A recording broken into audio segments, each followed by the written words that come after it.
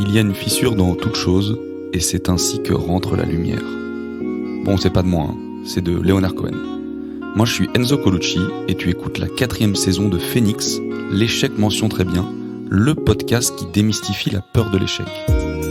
Ensemble, un mardi sur 2, viens prendre ton shoot de motivation avec des témoignages inspirants de personnes qui ont fait de leurs échecs une source d'inspiration. Pour s'émanciper de cette peur qu'on a d'échouer, il faut changer notre état d'esprit. Et c'est pas avec un e-book gratuit en 5 étapes que ça va se régler cette histoire. Donc je te rassure, mais t'as déjà dû le sentir, ici c'est ambiance à la cool. On se prend pas la tête et on n'est pas là pour donner des leçons.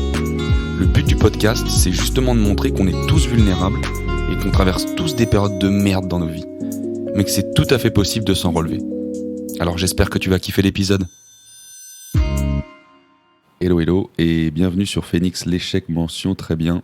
Aujourd'hui, j'accueille à la maison Mam Ibra. Comment ça va, Mam Ibra? Anne. Écoute, ça va, très bien. Matinale ce matin. Merci pour l'invitation, merci pour la réception. Pas de café pour moi ce matin. Non, toi tu bois pas de café, mec. Mais très content d'être là et très cool. Ça fait longtemps qu'on s'est pas vu en plus, donc sympa. De ouf. Sympa. Pour la petite histoire, avec Mam, on était en études supérieures ensemble à la Sports Management School d'une très grande école. Exact. Et voilà, on en a fait du chemin depuis, donc très cool d'être là et de pouvoir échanger avec toi ce matin. Trop stylé. Merci d'avoir accepté l'invite, mec. Oui, clairement, t'es très matinal. Au début, j'ai voulu te titiller à te dire 8h. Tu m'as dit, non, 5h. J'ai dit, bon, restons sur 8h. Ça sera très bien. Vous allez comprendre pourquoi est-ce que c'est un lève-tôt, le Mam, et pourquoi il boit pas de café. Mam, je vais te laisser te présenter, en fait, pour ceux qui nous écoutent. Ok. Donc, du coup, pour faire assez court, je suis athlète de haut niveau depuis plus de 12 ans maintenant. J'ai participé aux 2 derniers Jeux Olympiques, donc à Rio et à Tokyo. J'ai participé aux championnats du monde, à tous les championnats d'Europe depuis 2010. Je suis double champion de France. L'athlétisme c'est 2/3 de ma vie aujourd'hui. C'est le sport où j'excelle le mieux, même si j'aurais préféré peut-être faire du foot plus jeune. mais voilà, l'athlé, c'est mon sport, c'est mon petit bébé à moi, dans le sens où pour y arriver, c'était pas forcément très simple. Mais voilà, c'est aujourd'hui une de mes plus grandes réussites dans ma carrière ou dans ma vie d'homme, du moins. Et à côté de ça, les études, les écoles, le réseau, la construction de mon réseau, la construction de mon parcours et de cette deuxième vie qui arrive petit à petit après l'athlé. Et donc voilà, dans le sport c'est sûr, c'est plutôt sport business et voilà, donc je vais partager ça avec vous aujourd'hui. Trop stylé. Ta discipline, du coup, maître? Ouais, j'en ai pas parlé, le 400 mètres. 400 mètres et le 4x400 mètres. Et donc voilà, une des disciplines les plus, je pense, les plus difficiles en termes d'entraînement, avec l'acide lactique qui fait très très mal. Mais une très très belle discipline, le tour de piste qui parle à beaucoup de gens normalement. Trop stylé. Et aujourd'hui, du coup, donc maintenant, comme tu dis, t'es en reconversion aussi en même temps, parce que tu continues de faire du sport, mais là, du coup, aujourd'hui, tu fais quoi? Du coup, je suis chef éditeur chez Sport Stratégie, via mon agence que j'ai créée depuis janvier, qui est Mi Agency, et que je développe aussi aujourd'hui. Je développe, entre guillemets, des talents, sportifs ou non, et je crée des activations avec des marques plutôt sympas, comme Red Bull cette année, avec qui j'ai pas mal bossé, pour qui j'ai livré pas mal de choses, et avec qui j'espère continuer à grandir, puisque c'est assez cool. Trop stylé. Eh ben écoute, on rentre dans le vif cash, avec un très beau profil encore une fois. Mam, est-ce que tu peux, toi, nous donner aujourd'hui, en tant que du coup athlète de très haut niveau, si je puis dire, ta vision, ta définition de l'échec? Ma définition de l'échec aujourd'hui, c'est, je dirais, ne pas pouvoir réaliser un objectif. Mais le réel échec, et je pense avoir eu un échec dans ma carrière, c'est la blessure. La blessure, parce que une blessure peut remettre en question toute une carrière. tout un bagage ou toute une construction de performance peut tomber de très très haut. Voilà, quand je pense à un échec et quand je pense à une carrière sportive, je pense à une blessure. Une blessure parce que c'est rare de voir tout ce qu'un athlète de haut niveau peut mettre en place pour performer. Et tout peut être détruit en une fraction de seconde avec simplement une blessure. Peut te faire passer de l'ombre à la lumière ou de la lumière à l'ombre, je dirais.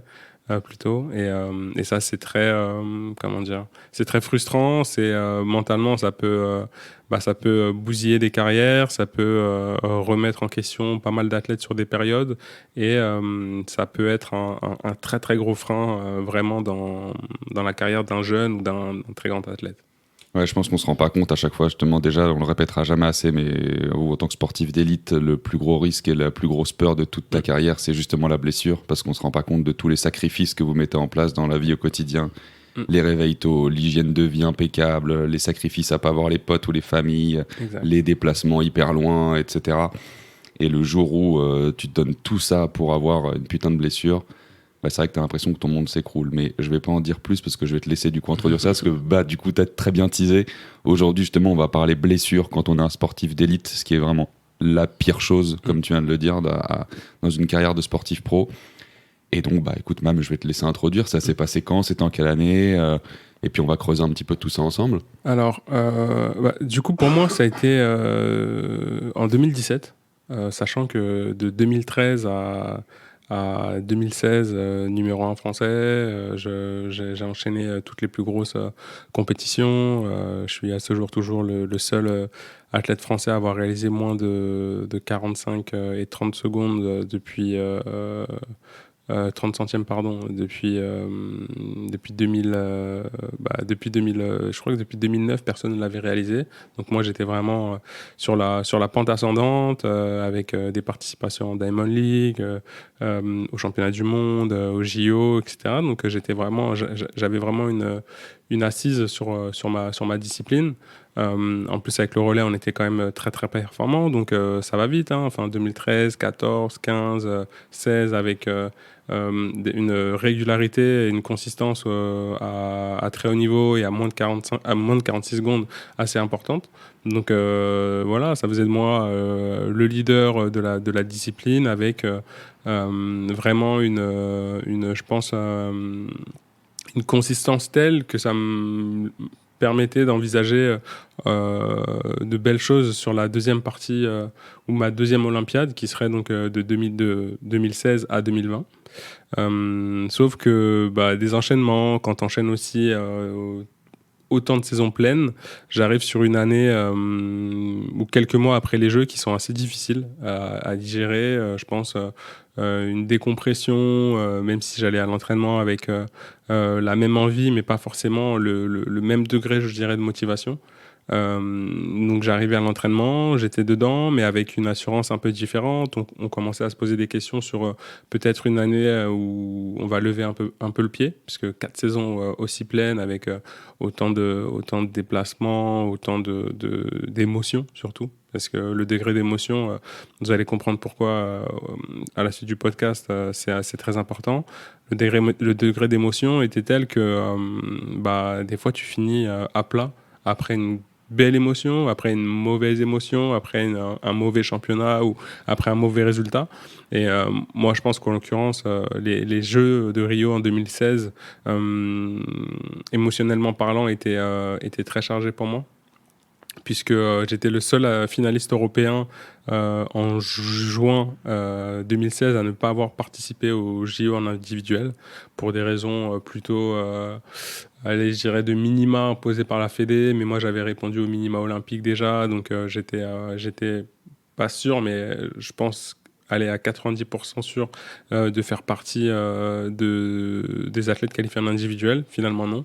Ça a été uniquement avec le relais, avec des athlètes qui étaient pas forcément au top de leur forme sur la première partie de saison, mais qui l'ont été au jeu, mais on n'a pas réussi à accrocher cette finale. Donc je pense que ça a été un premier coup pour moi durant l'été. Et à la reprise de l'entraînement, ça se passe bien, 1 mois, 2 mois, 3 mois, 4 mois, le temps passe, ça va. Je me prépare pour une nouvelle saison 2017. Je pense que ça va aller. Sauf que sur un entraînement, je me fais une blessure assez grave. Je me romps le tendon direct et réfléchi du quadriceps gauche. Donc en gros, ça serait l'équivalent d'une grosse frappe, je dirais, dans un mur. Et sauf que c'est pas le mur qui casse, mais c'est votre tendon. Et donc, du coup, ça m'est arrivé sur une séance d'entraînement hyper douloureux. Et là, c'est le début de l'échec, puisque déjà, le premier objectif qui était sur cette saison 2017 d'asseoir entre guillemets un peu ma domination n'a pas été possible, puisque ça a été déjà un premier mois assez alité pour éviter toute complication et pour laisser le tendon se refaire tout seul. Donc c'est la cuisse, on est d'accord là, du coup. Ouais. C'est la cuisse, le haut de la cuisse, et donc un des tendons les plus importants et les plus forts. Tu le fais comment ça, du coup, genre à quel moment tu sens genre que ça lâche? Tu le fais genre sur une axelle? Sur une séance, c'était des 120 mètres, et là ça rompt en allant assez vite, vraiment en pleine course. Ça se rompt, bon, je sais pas trop, j'ai pas beaucoup l'habitude de me blesser, et là c'est la grosse blessure.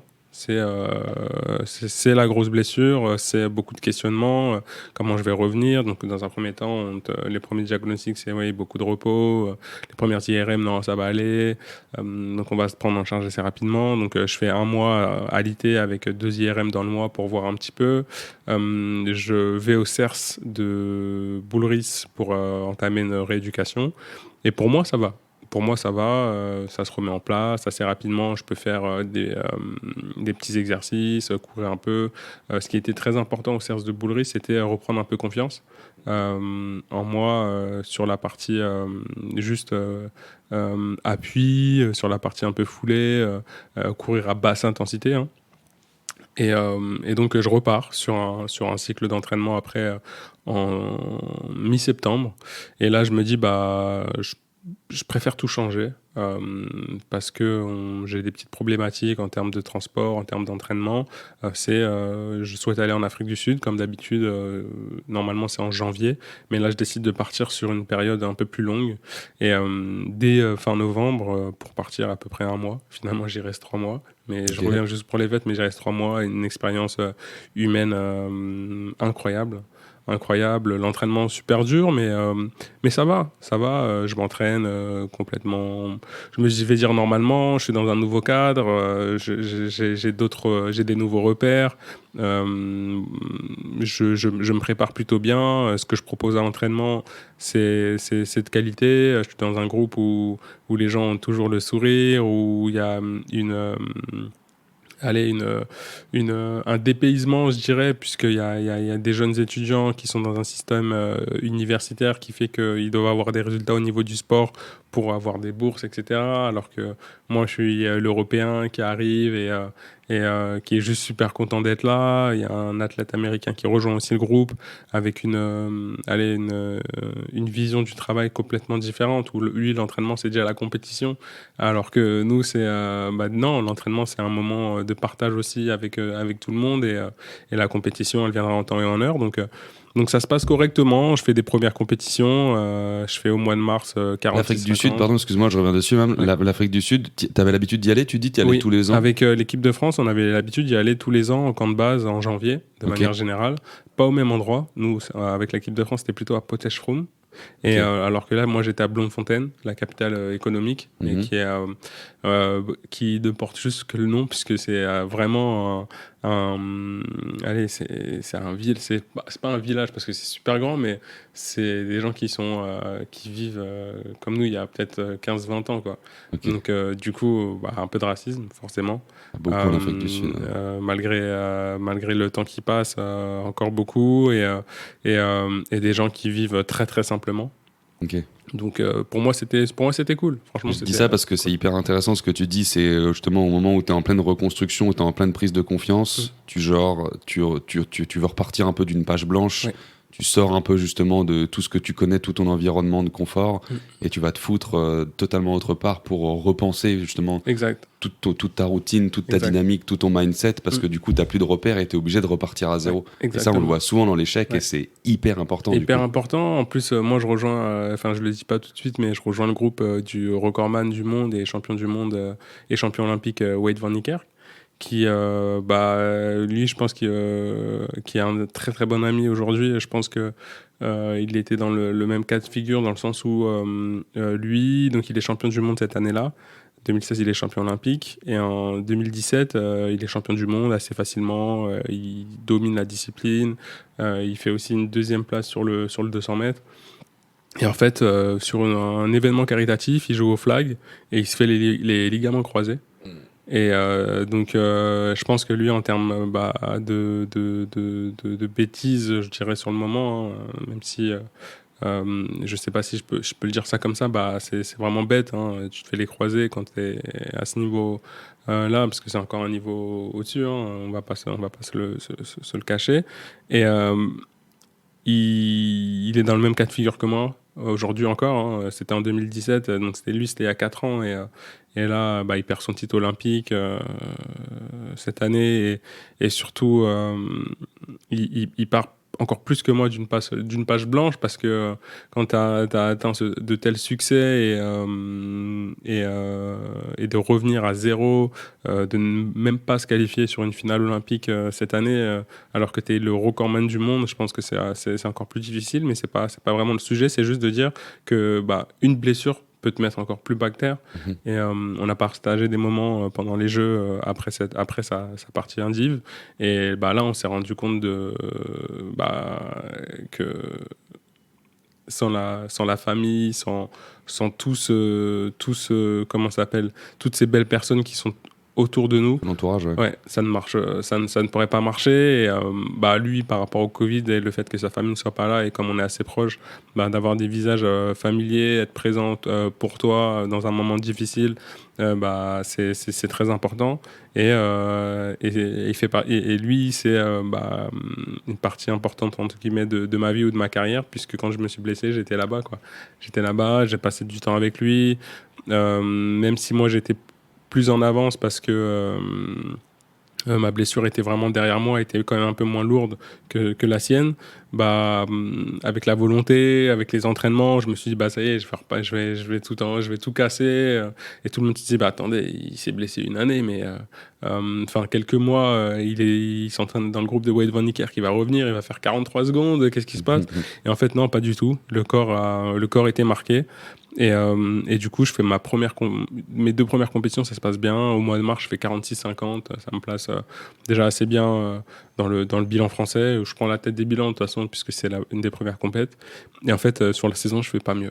Je fais pas mieux qu'une compétition au mois de mars. Je vais au championnat de France, je fais 3e, mais vraiment à la bagarre, et parce que le niveau sur le championnat n'était pas ouf.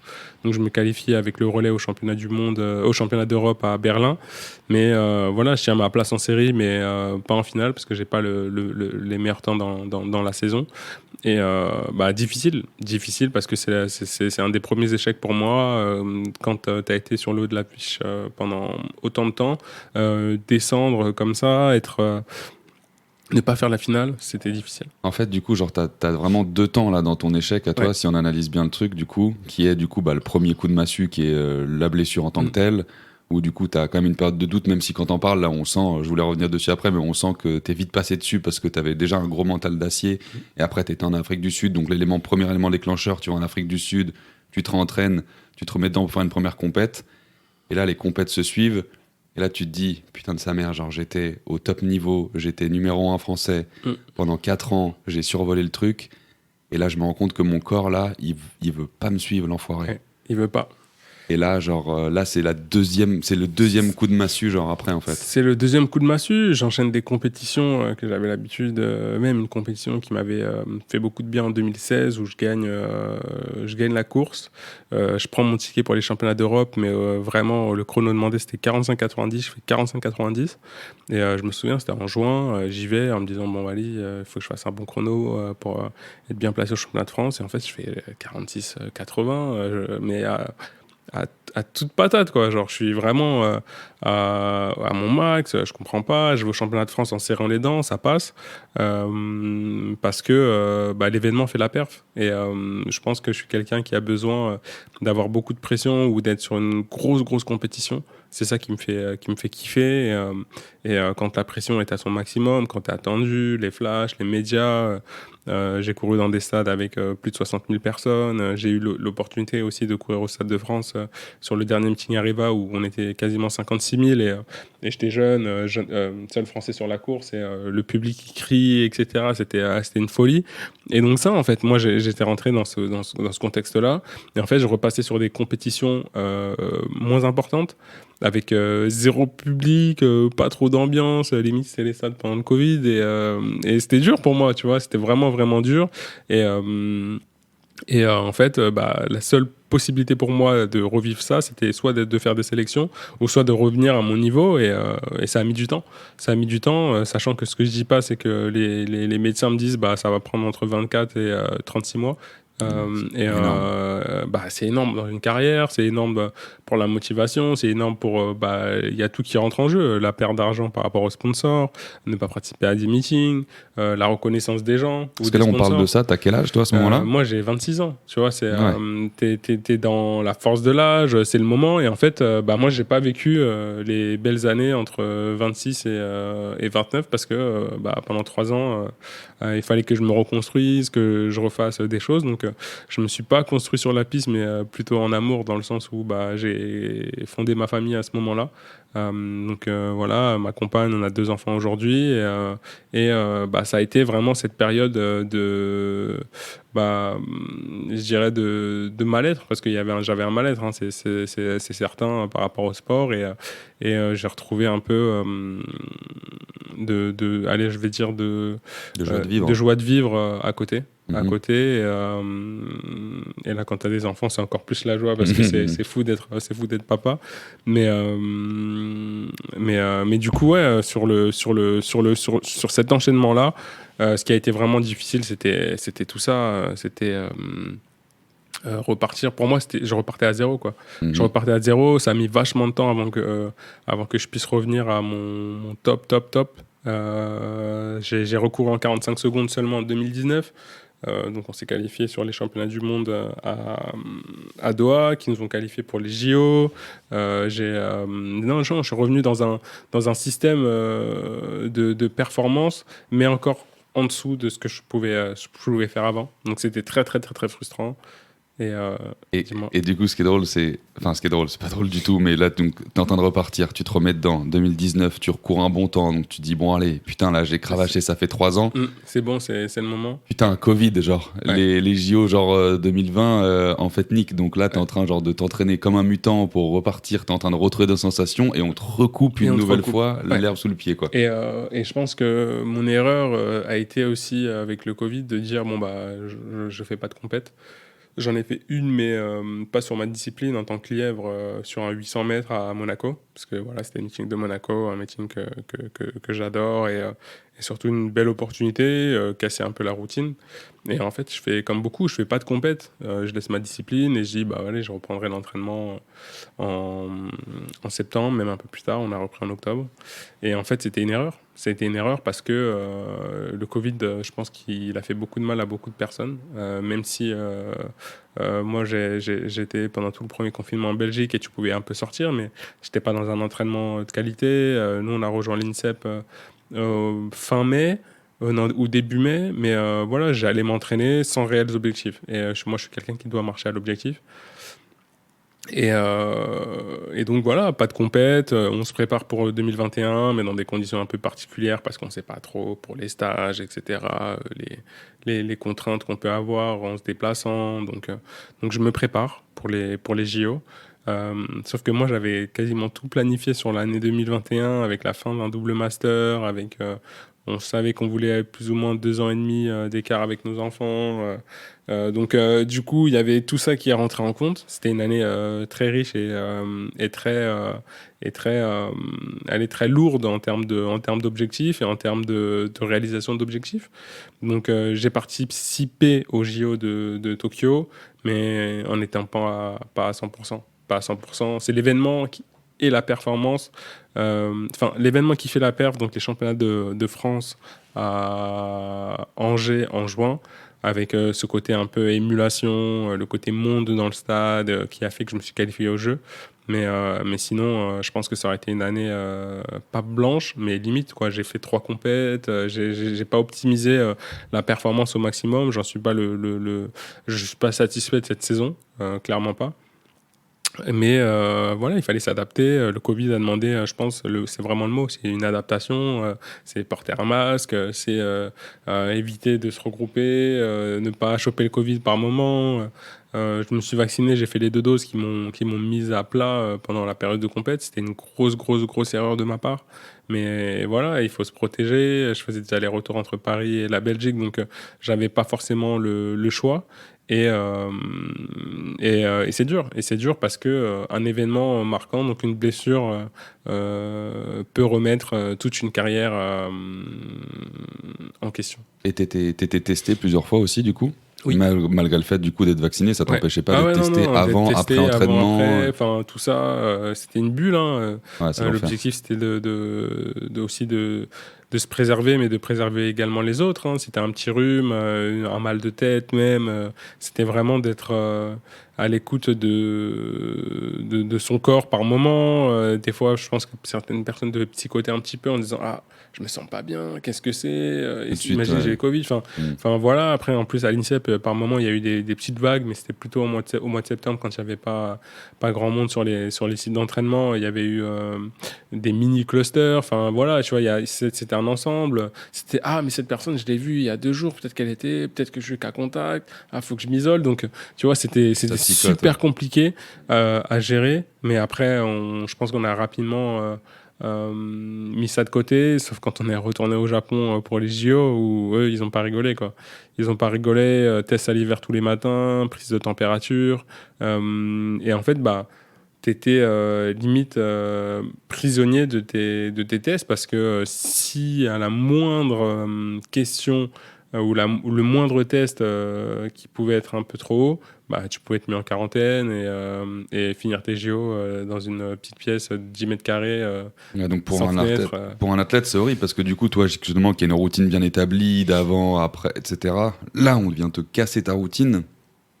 Et avec en plus une phase de stress, comme tu dis, où genre tu dis putain, attends, je viens de faire le test, si jamais il y a le truc, en plus c'est mort, tu commences aussi à te prendre la tête et t'es plus du tout dans ta compète en fait. Ouais, t'es plus du tout du tout dans ta compète, t'es vraiment dans le côté qu'est-ce que je fais, comment je vais, tu te réveilles à la petite migraine ou quoi. Enfin, c'était vraiment, je pense, même si après on le faisait de manière un peu robotique, le fait de cracher dans ces petits tubes, de prendre notre température, c'était bon.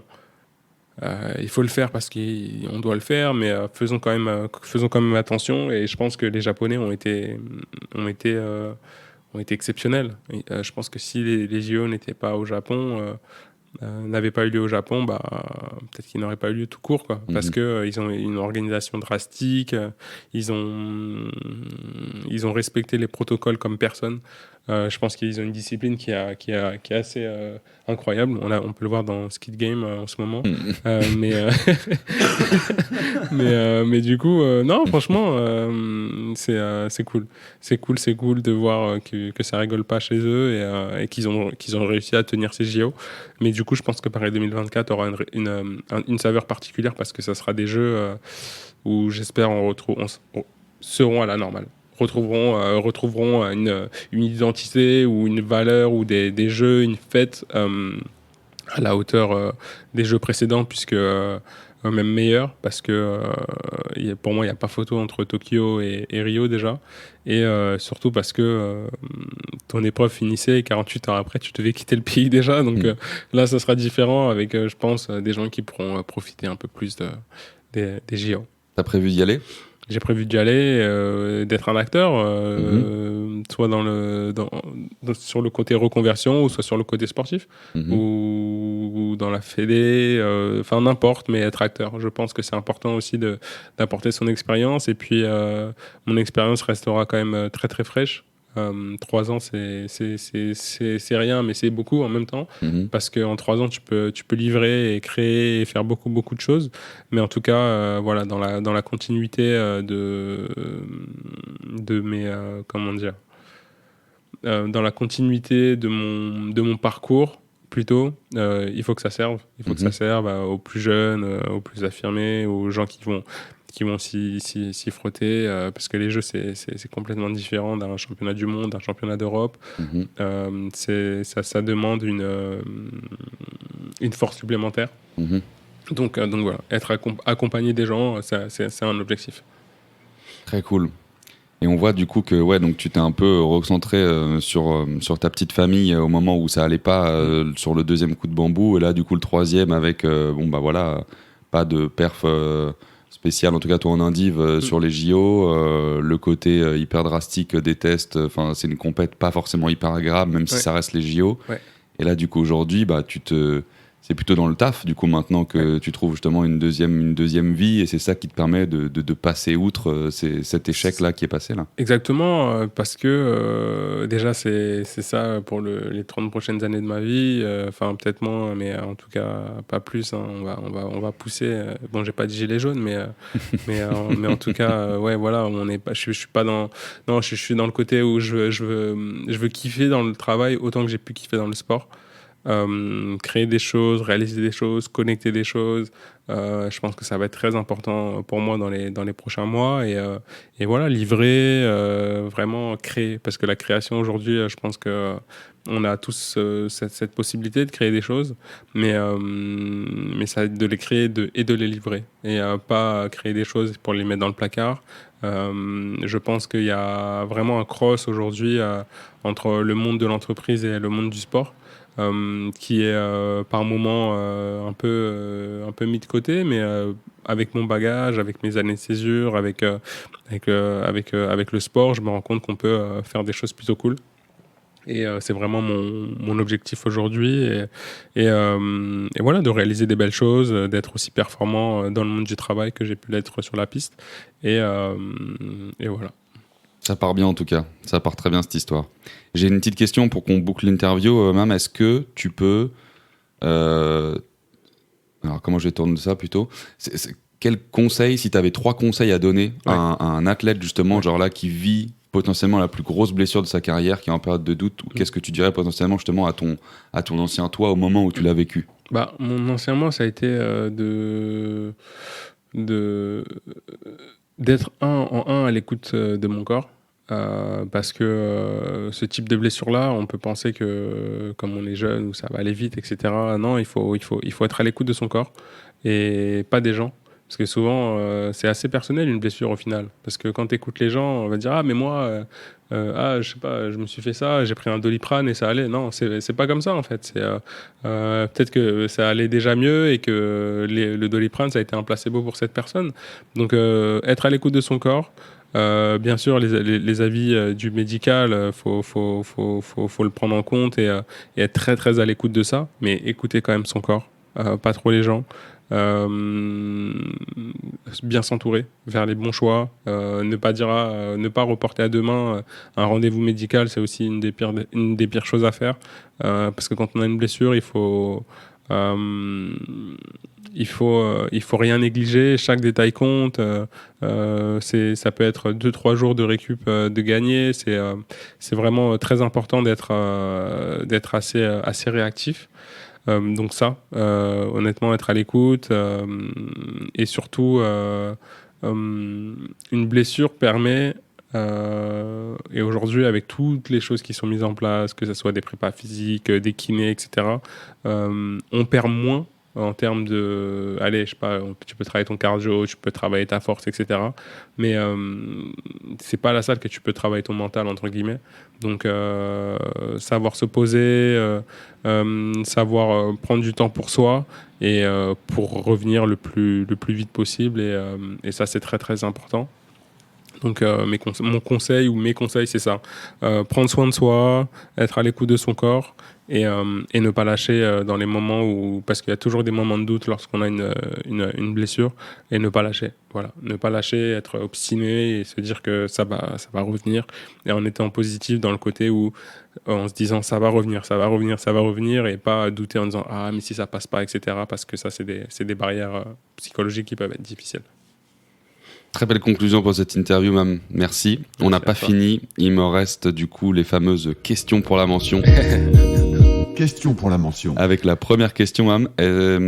Quelles sont pour toi les 3 plus grandes vertus à avoir dans la vie? Ah ouais, les 3 plus grandes vertus. Alors, la question pute toujours pour commencer. Ah ouais, non, elle est difficile. Bah, je dirais pour un homme, c'est d'avoir des enfants. C'est une vertu être papa, au final. C'est une vertu qui est, beau, qui est assez incroyable. C'est des émotions qui sont nouvelles, c'est des choses, c'est voir en fait l'évolution de petits êtres tous les jours. Alors, je sais que c'est pas dans le livre des vertus, mais je souhaite qu'on l'applique dès aujourd'hui. Et pour la première fois, on va le mettre, et celui qui est pas content, on lui expliquera qu'on en a rien à foutre. Exactement. Donc, être papa. Et après, je dirais la patience aussi, parce que ça fait partie aussi des choses pour un papa, d'expliquer à ses enfants tous les jours non, ça il faut pas le faire, ça oui il faut le faire. C'est aussi quelque chose de très grand et de très important surtout. Et ça, je sais que c'est dans le livre des vertus, donc ça passera pour ceux qui n'étaient pas contents pour la première. Mais sinon, pour donner la troisième, c'est, je dirais, s'aimer. S'aimer, c'est une vertu. Aimer les autres, bien sûr, mais s'aimer aussi, c'est une vertu parce que il faut s'aimer dans toutes les situations. Quand on vit un moment difficile, quand on vit même un beau moment, mais surtout quand on vit un moment difficile comme un échec, s'aimer pour se donner toute cette énergie positive pour aller se relever et pour réaliser d'autres choses. Ouais, c'est très beau ce que tu dis. Et tu peux pas, tu disais du coup c'est important d'aimer les autres, ce qui est une certitude, mais si tu t'aimes pas toi-même, t'auras du mal à aimer les autres. Exactement. En fait, du coup. L'amour des autres, il passe aussi avant tout par l'amour de soi. Donc, exactement. Très cool, parfait, c'est très bien être papa. On l'avait jamais fait justement. Ouais. Nickel, très belle vertu, mec, j'adore.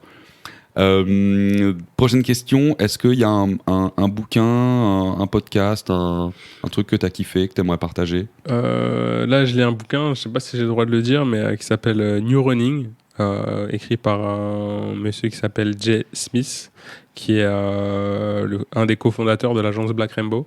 Donc s'il l'entend et que c'est pas encore sorti, peut-être qu'il va me tirer les oreilles, mais mec, ton livre, en plus il y a un peu plus de 100 pages. Je l'ai lu d'une vitesse, je l'ai kické, incroyable, parce qu'il y a beaucoup de vérité. Donc voilà, à tous les auditeurs, je les invite à lire ce livre à la sortie. Je sais pas quand il sortira exactement, mais en tout cas voilà, ça m'a même donné envie d'écrire un livre un jour. Donc voilà. Prochaine, peut-être que ça rejoint ma dernière question. C'est quoi ton prochain objectif? Mon prochain objectif, ça va être de mettre à jour Sport Stratégie, que je viens de récupérer, de le remettre à jour, lui donner une nouvelle image et d'être influent dans ce monde du sport business comme une référence en termes de sport business pour ce magazine, parce que je trouve qu'il a un potentiel, mais qui n'a pas encore été exploité, ou qui a été exploité mais dans d'autres domaines, et là il y a des nouvelles choses assez intéressantes que je souhaite appliquer assez rapidement. Trop stylé. Petit rituel de fin avant qu'on se quitte. Est-ce que tu peux me résumer tout ce qu'on s'est dit? Ça fait une bonne demi-heure là. Ouais.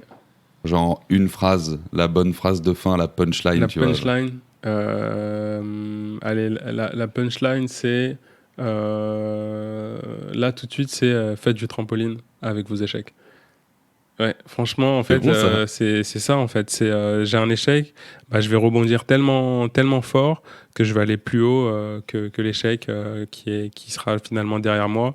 Et si jamais je dois redescendre au moment où je suis plus dans les airs et retoucher le trampoline, c'est rebondir sur cet échec pour aller le plus haut possible une nouvelle fois. C'est une belle métaphore, la métaphore du trampo. Je vais te la piquer, c'est en formation, ça. Okay. Enfin, je vais te citer, du coup. Je vais te la piquer, mais je vais te citer. Pas de problème. Trop cool, Mam. Bah écoute, merci infiniment, mec, pour ton temps. Merci C'était à toi. trop stylé. Il y a plein de belles choses. Je pense que ceux qui écoutent là ont passé un très bon moment, comme ça a été le cas là. Merci d'avoir accepté tout le meilleur. C'est en très tant gentil. que papa, en tant qu'éditeur, en tant Toi aussi, mec. qu'acteur du sport, que tout. aussi, Je pense mec. que tu vas faire encore des très belles choses. Il faut. La suite de la carrière, c'est que le début pour toi, mec. C'est ça. Trop Merci cool. beaucoup. Ciao, mec. Merci. À bientôt. Merci beaucoup d'être allé jusqu'au bout. Si c'est le cas, j'imagine que ça t'a plu. Et donc ça me fait super plaisir. Bon, maintenant tu connais la chanson. Si tu veux me faire encore plus plaisir et me permettre de faire connaître le podcast, il y a 2 choses que tu peux faire. La première, c'est aller sur Apple Podcast, bon bien sûr si t'as un iPhone, et mettre une note et un avis. Et la deuxième, c'est en parler autour de toi. Tu peux aussi t'abonner à la page Insta Phoenix Podcast, si tu veux suivre les coulisses et me voir dire encore plus de conneries tous les jours. Et enfin, si tu veux m'écrire, c'est avec très grand plaisir. Je suis évidemment sur LinkedIn et je réponds à tous les messages. Donc je te dis à très vite pour encore plus d'échecs et encore plus de motivation.